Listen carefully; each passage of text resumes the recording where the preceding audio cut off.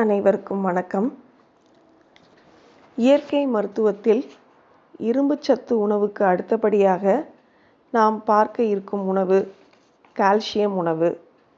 மனித உடலுக்கு கால்சியம் எவ்வளவு தேவை என்பதையும், என்னென்ன உணவுகளை உட்கொண்டால் நாம் கால்சியம் சத்தை நமது உடலுக்கு பெறலாம் என்பதையும் பார்க்கலாம். ஒரு மருத்துவரிடம் ஒரு 80 வயது பாட்டி ஃபோன் பண்ணி, என்ன டாக்டர், இன்றைக்கி நீங்கள் வாக்கிங் வரல, உங்களை நான் பார்க்கவே முடியலையே அப்படின்னு சொல்லி கேட்டாங்க. அந்த மருத்துவர், எனக்கு கொஞ்சம் வேலை இருந்தது, அதனால் வர முடியவில்லை என்று பேசினார். அதன் பிறகு வேறு பேச்சுகள் தொடர்ந்தன. நாளை சந்திப்போம் என்று உரையாடல் முடிந்தது. மறுநாள் நடைப்பயிற்சிக்கு அந்த பாட்டி வரவில்லை. மருத்துவர் பார்த்துவிட்டு வந்துவிட்டார். மருத்துவருக்கு தொலைபேசி வருகிறது. என்னவென்று பார்த்தால், அந்த பாட்டி திடீரென்று பாத்ரூமில் வழுக்கி விழுந்து விட்டார். காலில் பயங்கரமான அடி என்று அவர்களுடைய வீட்டிலிருந்து தொலைபேசி வருகிறது. உடனே வீட்டிற்கு செல்கிறார். பாட்டிக்கு தொடை எலும்பில் முறிவு ஏற்பட்டிருக்கிறது. 80 வயதில் எலும்பு முறிவு என்பது மிகவும் ஒரு கஷ்டமான விஷயம். அவர்களால் நடக்க முடியாது. படுக்கையிலேயே உணவு மற்றும் எல்லாமே படுக்கையிலேயே கழிக்க வேண்டும் என்பதனால் பாட்டிக்கும் தொந்தரவாக இருக்கும், பாட்டியை பார்த்து கொள்பவர்களுக்கும் மிகவும் தொந்தரவாக இருக்கும். எந்த நேரத்திலும் நமது உடலுக்கு எலும்பு என்பது மிகவும் முக்கியமான ஒன்றாக இருக்கிறது. 80 வயதில் படுக்கையிலேயே ஒருவரை பார்த்து கொள்ள வேண்டும் என்பது எவ்வளவு சிரமம் என்பது குடும்பத்தில் உள்ள அனைவருக்கும் தெரியும். அவர்களை உட்கார வைத்து உடலை துடைத்துவிட்டு அவர்களுக்கு உணவு ஊட்டி, அவங்க படுக்கையிலேயே பாத்ரூம் போவாங்க, அதை எல்லாத்தையும் சுத்தப்படுத்தி அவங்களை பார்த்து கொள்வது என்பது மனிதர்களுக்கு மிகவும் கடினமான காரியம். அதனால் நாம் எந்த வயதிலும் நம்முடைய எலும்பை ஆரோக்கியமாக வைத்திருக்க வேண்டும். அதற்கு முக்கியமான தேவை நமக்கு கால்சியம் சத்து. நமது உடலுக்கு, உடல் வலுவிற்கு முக்கியமாக கால்சியம் சத்து இதய துடிப்பிற்கும், தசை வலுவிற்கும், இரத்த கொதிப்பு சீராக இருப்பதற்கும் நமக்கு தேவைப்படுகிறது. உடல் சோர்வை போக்குவதற்கு கால்சியம் தான் உடனடி தேவையாக இருக்கிறது. அதனால தான் பார்த்தீங்க அப்படின்னா, இப்போ இரத்த தானம் செய்பவர்களுக்கு அவங்க இரத்த தானம் செஞ்சு முடித்தோடனே உடலில் ரொம்ப சோர்வு அதிகமாக இருக்கும். உடனே ஒரு ஆரஞ்சு ஜூஸை தான் வாங்கிட்டு வந்து கொடுப்பாங்க. ஏன்னா அதில் கால்சியம் அதிகம் இருக்குது. அப்போ உடல் சோர்வை போக்குவதற்கு ஒரு உடனடி தீர்வாக அமைவது என்னது அப்படின்னு பார்த்தீங்கன்னா, இந்த கால்சியம் சத்து.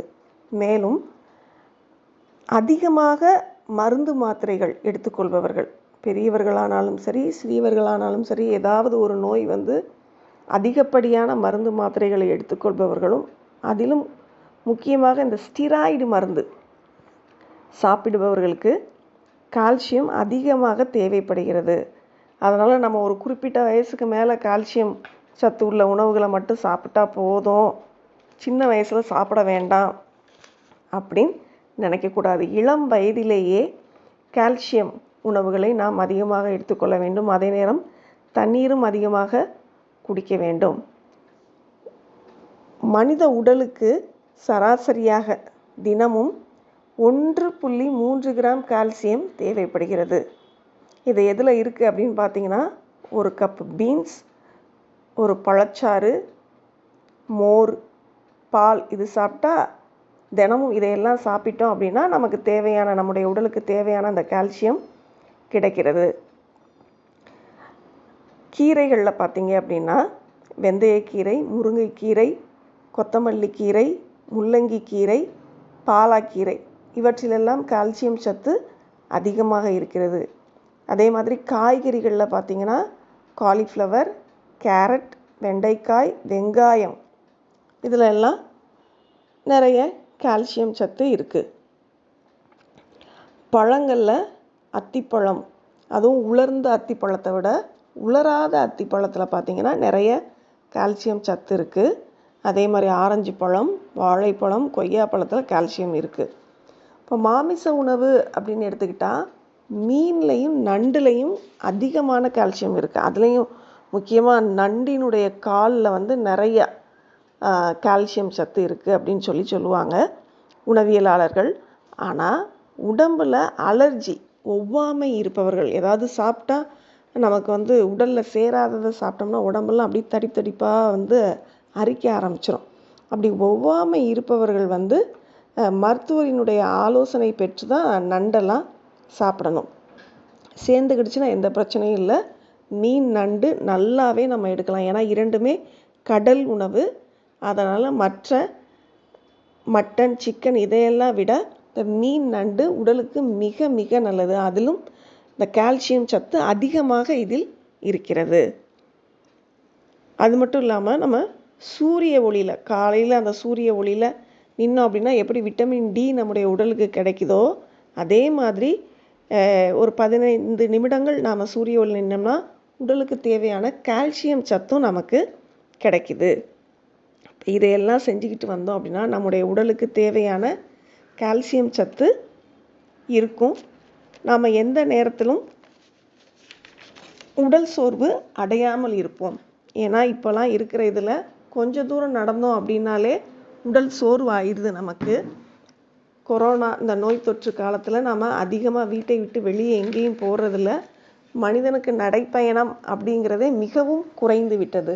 அதனால் வீட்டை விட்டு ஒரு தெரு தள்ளி நடக்கிறதுக்குள்ளேயே நம்ம என்ன செஞ்சிடறோம், சீக்கிரம் உடல் சோர்வு அடைஞ்சிடுறோம். எங்கடா உட்காருவோம் அப்படின்னு சொல்லி பார்க்க ஆரம்பிச்சிடுறோம். இந்த மாதிரி நேரங்களில் நம்ம வீட்டில் வேறு இதெல்லாம் சாப்பிட்றத விட்டுட்டு இந்த மாதிரி நமக்கு உடலுக்கு ஆரோக்கியத்தை கொடுக்கின்ற உணவுகளை நாம் சாப்பிட வேண்டும். இன்னைக்கு தின்பண்டங்கள், ஸ்நாக்ஸ் அப்படிங்கிற பேரில் சும்மா முறுக்கு,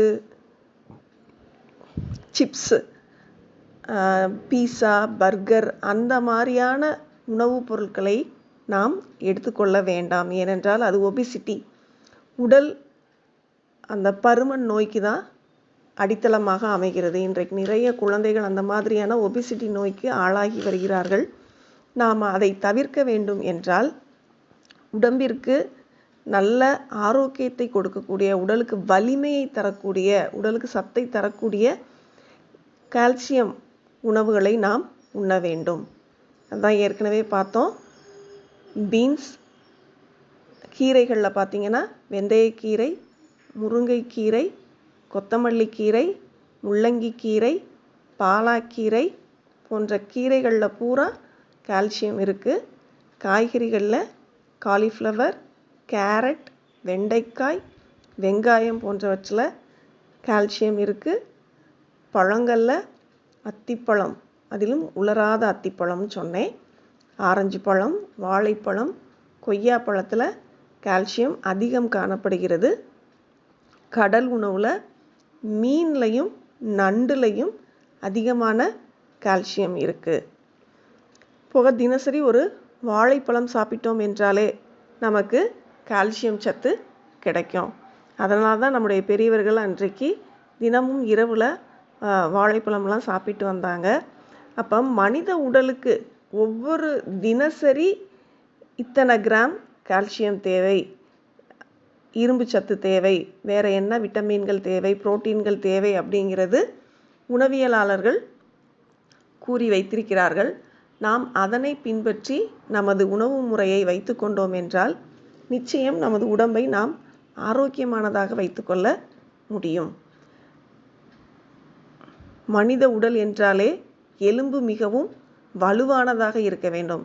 அந்த எலும்பு வலுவாவதற்கும் தசை வலுவிற்கும் மிகவும் நமக்கு தேவைப்படுவது கால்சியம் சத்து. எனவே கால்சியம் சத்து உள்ள இந்த உணவுகளை நாம் சாப்பிட்டு நமது உடலை நாம் ஆரோக்கியமாக வைத்து பேண வேண்டும்.